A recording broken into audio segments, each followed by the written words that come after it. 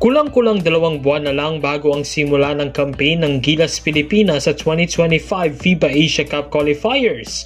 Ngunit as of now, wala pa ring permanenteng coach who will lead our national team.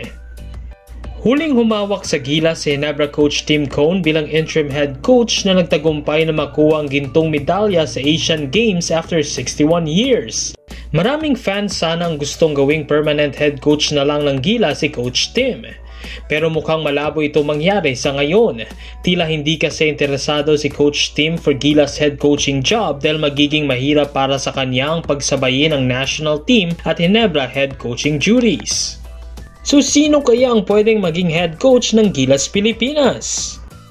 Number 1 ay isa sa mga fan favorites at isa sa magagaling na coaches sa bansa na si Coach Tab Baldwin.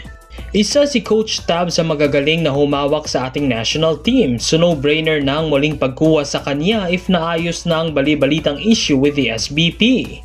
May usap-usapan din na may offer si Coach Tab to coach in Indonesia, kaya ang pagbalik kay Coach Tab para sa posisyon bilang head coach ng Gilas ay isang paraan din upang maiwasan natin ang posibilidad na makuha ang isang coaching genius ng ating rival country sa larangan ng basketball. Isang option din ay si Coach Nenad Vucinic. Si Coach Nenad ay kasalukuyang active consultant ng Meralco na maganda din ang ipinapakita sa ongoing PBA Commissioner's Cup. Mayaman din sa coaching experience sa international play si Coach Nenad. Naging assistant coach siya for Coach Tab at head coach ng New Zealand national team. He has received numerous New Zealand NBL Coach of the Year awards at nanalo ng maraming international league championships. Another option ay si Coach Jongoy Chico. Si Coach Jong ay multi-titled coach sa PBA at may malawak na din na coaching experience sa international stage.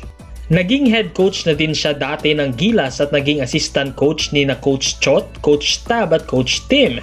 So alam niya rin ang kanilang mga sistema at kung ano ang mga gumagana at hindi sa international games. Sa aking palagay, isa sa 3 coaches na ito ang pwedeng maging head coach ng Gilas Pilipinas.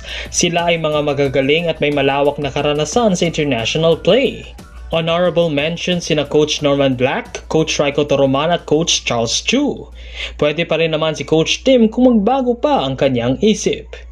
Kayo mga idol, sino ang naiisip nyo na pwedeng maging head coach ng ating national team?